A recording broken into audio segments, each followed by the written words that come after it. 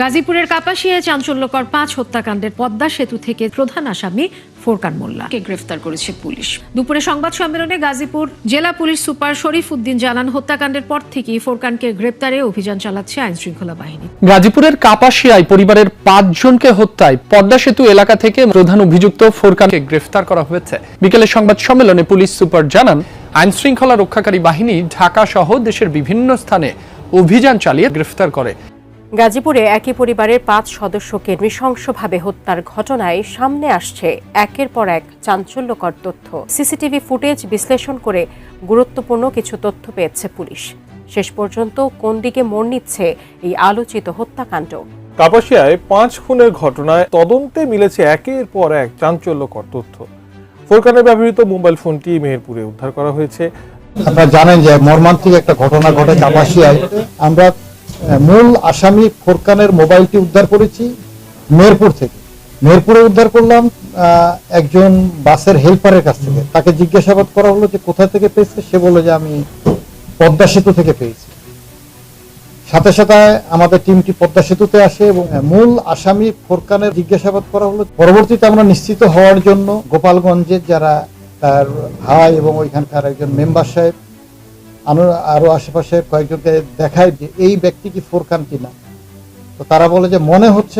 গাজীপুরের কাপাসিয়ায় একই পরিবারের 5 সদস্যকে অত্যন্ত নির্মমভাবে শেষ করে দেওয়া ঘাতক ফোরকান, তার মোবাইল ফোনটিও উদ্ধার করা হয়েছে। এবং এই ঘটনায় এবার নতুন খুবই গুরুত্বপূর্ণ এবং চাঞ্চল্যকর কিছু তথ্য বেরিয়ে এসেছে। এবং এ বিষয়ে ঘাতক ফোরকান সে তাদেরকে নৃশংসভাবে দুনিয়া থেকে শেষ করে দিয়ে সেখানে সে যে তার স্ত্রীর বিরুদ্ধে অভিযোগ তুলে একটা চিরকুট সেখানে রেখেছিল, যেখানে তার স্ত্রীর বিরুদ্ধে পরকীয়া এবং অর্থ আত্মসাৎ সহ বিভিন্ন রকমের অভিযোগ সে উত্থাপন করেছিল। সেই সমস্ত অভিযোগগুলো এবার মিথ্যা প্রমাণিত হয়েছে এবং এই ঘটনায় এবার ঘাতক ফোরকান সে পদ্মা সেতু থেকে হাতে নাতে ধরা পড়েছে। দর্শক, এ বিষয়ের কিছু অংশ ভিডিওর শুরুতে শিরোনামে আপনারা দেখেছেন, বিস্তারিত দেখবেন পুরো ভিডিও জুড়ে। এ বিষয়গুলো দেখার পূর্বে আপনাদের একটা অনুরোধ করব, যারা আমাদের চ্যানেলে নতুন আসছেন চ্যানেলটি সাবস্ক্রাইব করে অল ক্লিক করে বেল আইকনটি চালু করে দিবেন। দর্শক, চলুন আমরা দেখব যে এবার পদ্মা সেতু থেকে যে ঘাতক ফোরকান সে হাতে নাতে ধরা পড়েছে সেটা আমরা দেখব। সেটা দেখার পূর্বে চলুন প্রথমে আমরা একটু দেখে আসি যে আইন শৃঙ্খলা রক্ষাকারী বাহিনী কিভাবে তাদের অভিযান পরিচালনা করেছে এবং সর্বশেষ আপডেট কি, এবং এই বিষয়ে নতুন চাঞ্চল্যকর গুরুত্বপূর্ণ যে তথ্যগুলো বেরিয়ে এসেছে সেটা আমরা প্রথমে কিছু অংশ দেখে এরপর ওই বিষয়টা দেখব। ধৈর্য ধরে একটা লাইক দিয়ে ভিডিওটি শেষ পর্যন্ত দেখতে থাকুন এবং আপনার মতামত কমেন্টে লিখতে থাকুন। না কোনো সিনেমার গল্প নয়, সম্প্রতি কাপাসিয়ায় ঘটে যাওয়া এক পরিবারের 5 জনের হত্যার খুনির কথা বলছি। নিজের স্ত্রী সন্তান, যার মধ্যে 2 বছরের শিশু পর্যন্ত ছিল, তাদের হত্যা করেন ফোরকান। গাজীপুরের কাপাসিয়ার রাউতকোনা গ্রামে গত 8 মে রাতের বিভৎসতা হার মানায় যে কোনো হলিউড ক্রাইম থ্রিলারকেও। ঘুমন্ত স্ত্রী শারমিন, 3 মেয়ে মিম, হাবিবা 2 বছরের অবুঝ ফারিয়া এবং শ্যালক রসুলকে চেতনানাশক খাইয়ে অত্যন্ত ঠান্ডা মাথায় গলা কেটে ও শ্বাসরোধ করে খুন করেন পেশায় প্রাইভেট কার চালক ঘাতক ফোরকান। সকালে ভাইয়ের স্ত্রীকে ফোন করে দম্ভ ভরে বলেন, সবাইকে মেরে ফেলেছি। এরপরেই শুরু হয় পলায়নের আরেক রোমহর্ষক অধ্যায়। সিসিটিভি ফুটেজে দেখা যায় সকাল 6:42 একটি সাদা প্রাইভেট কারে চড়ে পদ্মা সেতুর মাঝামাঝি নামেন ফোরকান। কিন্তু নাটকীয়তার চরমে পৌঁছায় যখন তার মোবাইলটি ট্র্যাক করে পুলিশ মেহেরপুরে পৌঁছায়। জানা যায় এক বাসের হেল্পার সেতু থেকে পরিত্যক্ত অবস্থায় সেটি কুড়িয়ে নিয়েছিলেন। অবশেষে 14 মে পদ্মা নদী থেকে ঘাতক ফোরকানের উদ্ধারের মধ্য দিয়ে শেষ হয় সিনেম্যাটিক তল্লাশি অভিযান। কিন্তু কেন এই নারকীয় হত্যাকাণ্ড? এর নেপথ্যে বেরিয়ে আসছে চরম পারিবারিক কলহ, পরকীয়ার বিষাক্ত সমীকরণ। শারমিনের পরিবারের দাবি, ফোরকান আরেকটি বিয়ে করতে চাওয়ায় অশান্তির সূত্রপাত। স্ত্রীকে সে আগেও অমানসিক মারধর করেছিল। অন্যদিকে ঘটনাস্থল থেকে উদ্ধার হওয়া ফোরকানের লেখা একটি অভিযোগপত্রে দাবি করা হয়েছে তার স্ত্রী বিবাহ বহির্ভূত সম্পর্কে জড়িত ছিলেন এবং শ্বশুর তার কাছ থেকে 10 লক্ষ টাকা হাতিয়ে নিয়ে তাকে উল্টো নির্যাতন করেছেন। তবে সংশ্লিষ্টরা মনে করেন অভিযোগের সত্যতা যাই হোক না কেন, ঘুমন্ত নারী ও শিশুদের উপর এমন পৈশাচিক আক্রোশ কোনোভাবেই গ্রহণযোগ্য হতে পারে না। নিজের সাজানো সংসারকে কসাইখানা বানিয়ে ফোরকান প্রমাণ করেছেন মানুষের ভেতরের পশুত্ব কতটা ভয়ঙ্কর হতে পারে। পদ্মা নদীর অতলে ফোরকান হয়তো নিজের পাপ লুকাতে চেয়েছিলেন, কিন্তু রেখে গেছেন এক হিম শীতল, বিভৎস ও কঠিন দৃষ্টান্ত।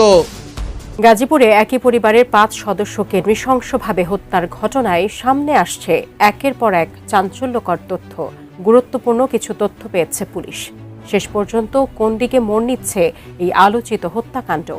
গাজীপুরের কাপাসিয়া উপজেলার রাউতকোনা গ্রামে গত 9 মে একই পরিবারের 5 জনকে নৃশংসভাবে হত্যা করা হয়। ঘটনাটি দেশ জুড়ে ব্যাপক চাঞ্চল্যের সৃষ্টি করে।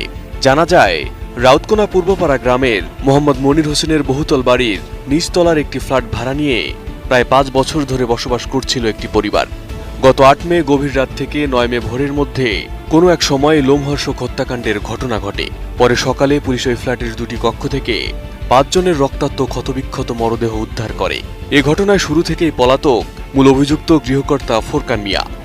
নিহতরা হলেন ফোরকান মিয়ার স্ত্রী শারমিন আক্তার, বড় মেয়ে মিম খানম, মেজ মেয়ে উম্মে হাবিবা মারিয়া, ছোট মেয়ে ফারিয়া এবং শ্যালক রসুল মিয়া। হত্যাকাণ্ডের শিকার সবার গ্রামের বাড়ি গোপালগঞ্জ উপজেলার পাইককান্দি গ্রামে। জানা যায়, ঘটনার আগের দিন শ্যালক রসুলকে ভালো চাকরির প্রলোভন দেখিয়ে ফোরকান তার বাসায় ডেকে এনেছিলেন। ফোরকান পেশায় একজন প্রাইভেট কার চালক এবং তার বাড়িও গোপালগঞ্জের মেরি গোপীনাথপুর গ্রামে। হত্যাকাণ্ড ঘটানোর পর 9 মে সকাল 6:30টার দিকে ফোরকান তার ছোট ভাইয়ের স্ত্রী ও স্বজনদের মোবাইলে ফোন করে বলেন, আমার সব শেষ, আমি সবাইকে মেরে ফেলেছি, আমাকে আর পাবি না। এই ফোন পেয়ে স্বজনরা দ্রুতই বাসায় গিয়ে মূল ফটক খোলা পান এবং ভেতরে প্রবেশ করে বিছানা ও মেঝেতে রক্তাক্ত লাশগুলো পড়ে থাকতে দেখেন। তদন্ত সংশ্লিষ্টরা জানান, দীর্ঘদিনের পারিবারিক কলহ ও দাম্পত্য অশান্তির জের ধরেই ফোরকানের নৃশংস ঘটনা ঘটিয়েছেন। ঘটনাস্থল থেকে একটি অভিযোগপত্র উদ্ধার করেছিল পুলিশ। সেখানে স্ত্রী শারমিনের বিরুদ্ধে তার খালাতো ভাইয়ের সাথে পরকীয়ার অভিযোগ করেন ফোরকান। নৃশংস এই হত্যাকাণ্ডের পর গাজীপুর জেলা পুলিশ, ডিবি, পিবিআই ও সিআইডি যৌথভাবে ছায়া তদন্ত শুরু করে। তথ্য প্রযুক্তি ব্যবহার করে ফোরকানের মোবাইল ফোনটিও মেহেরপুর থেকে উদ্ধার করে পুলিশ। অনুসন্ধানে তারা জানতে পারে, ঘটনার পর ফোরকান পদ্মা সেতু এলাকায় যান। এছাড়া তিনি যেন কোনোভাবে দেশ ছাড়তে না পারেন, সেজন্য সব ধরনের প্রয়োজনীয় পদক্ষেপ নেওয়া হয়েছে। পুলিশ জানায়, ঘটনার পর ফোরকানকে গ্রেফতারে একাধিক টিম অভিযান চালায়। পরে মেহেরপুরে এক বাস হেল্পারের কাছ থেকে তার মোবাইল উদ্ধার করা হয়। ওই হেল্পার পরে জানান, মোবাইলটি তিনি পদ্মা সেতুতে পেয়েছিলেন।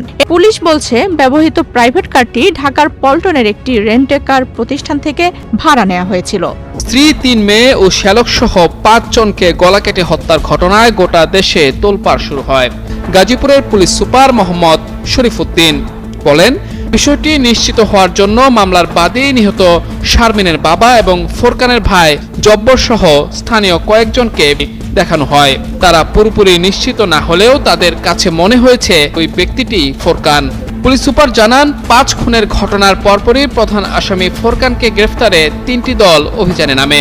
একটি দল গোপালগঞ্জে ফোরকানের এলাকায় এবং অপর একটি দল বেনাপোলে যায়, যাতে সীমান্ত পার হতে না পারে ফোরকান। পরে মেহেরপুরে এক বাস হেল্পারের কাছ থেকে ফোরকানের মোবাইল ফোনটি উদ্ধার করা হয়। পুলিশ জানিয়েছে, উদ্ধার হওয়া মোবাইলটি যে ফোরকানের তা ইতোমধ্যেই নিশ্চিত হয়ে গেছে। ফোরকান ছাড়া এই হত্যাকাণ্ডে এখন পর্যন্ত দ্বিতীয় কারো সংশ্লিষ্টতা পাওয়া যায়নি। এর আগে গত শুক্রবার রাতে কাপাসিয়া উপজেলার রাউতকোনা গ্রামে প্রবাসী মনির হোসেনের ভাড়া বাড়িতে ফোরকানের স্ত্রী শারমিন, 3 মেয়ে মিম, মারিয়া ও ফারিয়া এবং শ্যালক রসুল মিয়াকে গলা কেটে হত্যা করে ফোরকান। হত্যাকাণ্ডের পরদিন ফোরকান তার ছোট ভাইয়ের স্ত্রী রাশেদাকে ফোন করে জানান, তিনি 5 জনকে হত্যা করে এরপর প্রতিবেশীরা ওই বাড়িতে গিয়ে বিভৎস দৃশ্য দেখতে পান। আপনারা জানেন যে মর্মান্তিক একটা ঘটনা ঘটে কাপাসিয়ায়, যে হাজব্যান্ড কর্তৃক তার স্ত্রী, 3 সন্তান এবং তার শ্যালককে নৃশংসভাবে খুন করে, যেটা অত্যন্ত মর্মান্তিক, মর্মন্তুদ। তো এটা নিয়ে আপনারা সবাই ওরিড, আপনারা নিজেরাও নিজেদের মতো করে অনেক খোঁজ খবর নিচ্ছেন, আমাদেরকে হেল্প করেছেন। একইভাবে আজকে আমি আপনাদেরকে ডাকলাম, যেটা আপনাদের প্রত্যেকের কিউরিসিটি আছে, যাতে আমি সবাইকে বলে দিতে পারি। এই জন্য ঘটনার পরপরই আমার 3টি টিম বাইরে কাজ করে। আমার ডিবি টিমটি চলে যায় গোপালগঞ্জে, মূল আসামি যে ফোরকান তার এলাকায়, এবং আরেকটি টিম আমার কাপাসিয়ার টিম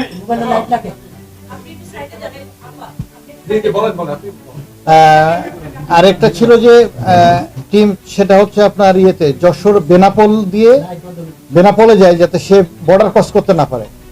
এর মধ্যে আমরা বিভিন্ন ব্লক করে দিই তার পাসপোর্ট এবং আনুষঙ্গিক, যাতে সে বর্ডার ক্রস করতে না পারে। আমাদের কাছে একটা ধারণা হয়েছিল যে বেনাপোল দিয়ে সে বাইরে চলে যেতে পারে, যার জন্য আমাদের জেলা পুলিশের কাপাসিয়া থানার একটি দল আয়ন নেতৃত্বে ওইখানে যায়।